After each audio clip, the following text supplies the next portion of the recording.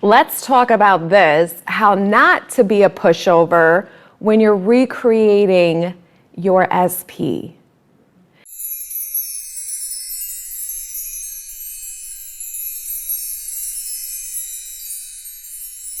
Hey everyone, it's Kim Velez, conscious life and success coach and licensed mental health therapist, and I'm really excited to talk to you about this today because this is like a question that I get every once in a while. And I thought, I think I did a video on this like a while back, but honestly, I can't remember. So we're gonna do another one.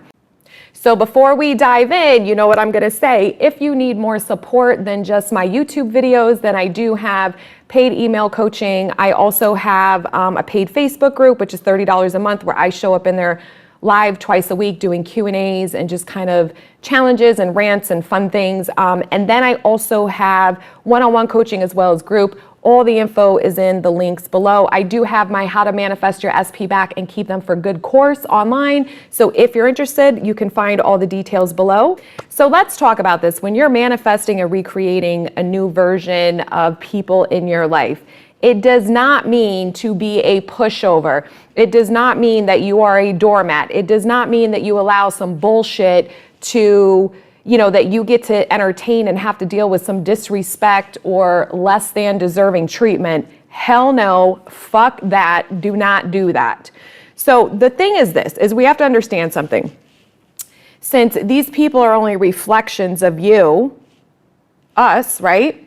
That still doesn't mean that I'm going to be a doormat and allow, verbal abuse, emotional abuse, physical abuse, sexual abuse, what the fuck ever. No abuse. You do not allow any abuse ever, ever, ever, ever. So how do you handle this then when recreating and manifesting a different version?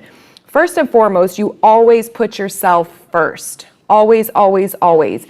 So understand that the version that is still showing up may not be the one that you've been focusing on in the 4D, because sometimes that older version is still lingering because you're still changing the story within. You're still persisting in overriding that old programming. So you're pushing out until it hardens into fact. So we get kind of that version of them with that hot and cold, or just one moment they're sweet as pie and then they can be, an asshole the next, basically, right? So this is what I want you to do instead. I want you to understand that you should never ever accept anything from anyone that doesn't feel good for you. And you certainly need to say, no, thank you, boo, I'm out the door with that nonsense, and do whatever you need to do to remove yourself from that situation. But here's what the point I want to drive home is this, is that most people think, okay, I'm going to verbally express something and set this boundary and say no to this, and then that person's just going to automatically change and then problem solved. Well, if they're a reflection of us, then we know somehow I'm manifesting this, because there's a lot of people out there that don't manifest that kind of nonsense because they don't have this story and programming about who they are and who love is, relationships, or how people are. So this is why it's always, an inside job to look at. So while you're setting the boundary and removing yourself from any toxic or unhealthy behavior, you really need to keep reinforcing your concept of self and changing the story of how people in your love life are showing up, or just whatever area of your life. If there's abusive bosses, there can be abusive friends, family members, it doesn't matter. So you want to stay away and not allow disrespect, because they're not going anywhere. You're the creator of your reality. And then you have to remember that even though you verbally said something and you removed yourself from that situation so they can't do that to you, you still need to go inside and persist in the new story so that you don't keep manifesting that bullshit. Because unfortunately, setting a boundary is not enough if you're not changing your concept of self and changing the story so that you recreate a different reality where that is no longer present, that no longer shows up for yourself. And I think that's the confusion that people get, is they think, well, I created this so I can just stay and tolerate it. No, don't.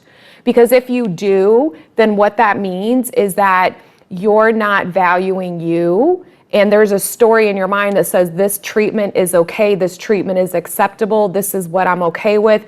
And if you're having that story, then that is what will keep manifesting in your reality, right? These people are going to show up seeing you that way, that I can treat them this way, and then it'll continue. So this is why that's not okay. It's not ever okay that because we create an experience that doesn't feel good, that we allow ourselves to stay in harm's way, that we allow ourselves to stay in something that's hurtful for us. That's the pattern you want to break if that's something that you have been doing. What you want to do instead is remove yourself from that situation, set the boundary that you need to, but you have to go in. You have to change your concept of self. I'm worthy and deserving of being loved, respected, and valued, and treated kind and courteous, right? This is how the people in my life show up. This is who I am. I'm loved, wanted, valued, cherished, respected, treated like, a beautiful, kind person. Everybody in my life is kind and gentle with me, supportive, nurturing. Like, that's the story you're going to have to be focusing on and persist in that. So that starts allowing the versions of these people in your life to show up that way for you. So I just wanted to kind of support and really break down what the difference is, because just because we created something doesn't mean we have to stay in it and deal with it. Now, let's look at this when it comes to like a friends with benefits moving into a serious relationship. You have to look at this too, that I always tell clients that I work with when they're like, oh, well, I still sleep with them. Like, they hit me up at night for sex and it's not what I want, and I say, okay, so listen, we're all adults here. So if anybody wants to do adult entertainment, that's on them, right? But I always tell the client this, that how do you feel? What is it that you want? Like, when you leave, how are you feeling about yourself after that experience? And when the clients tell me, well, I don't feel good, I feel like I just do that because I'm desperate and I'm kind of scared that if I don't do that with them, then I'm not going to have them in my life. So then we look at, okay, so then you're just reaffirming a story and a reality that's not favorable for you. So then they decide they don't want to keep sleeping with the person, and they're persisting in the story to have the person show up a different way. And then the person takes them on dates, sees them as, girlfriend or boyfriend material. And this is the thing to understand, like, this is always about what is at your best self, your best benefit, what is the highest good for you, and understanding that if I'm confusing sex for love, if I'm okay with accepting these little breadcrumbs and I don't feel good about me because it's not what I want, then why are you doing it, right? You have to understand this process and understand that it's because you're scared, because you have a low concept of self. So you want to be aware of that and then work on your concept of self of this is what I want, and this is if I'm in a loving, committed relationship, then this is the version of me that doesn't settle for crumbs, that isn't treated just for sex, right? So you want to shift that. Now, if you're someone who can do the friends with benefits and doesn't have an issue with that and you don't feel bad about it, then knock your socks off. Just change the story in your mind where you're getting what you want. It's moving in the relationship that you want. But most people that I work with are actually not okay with that.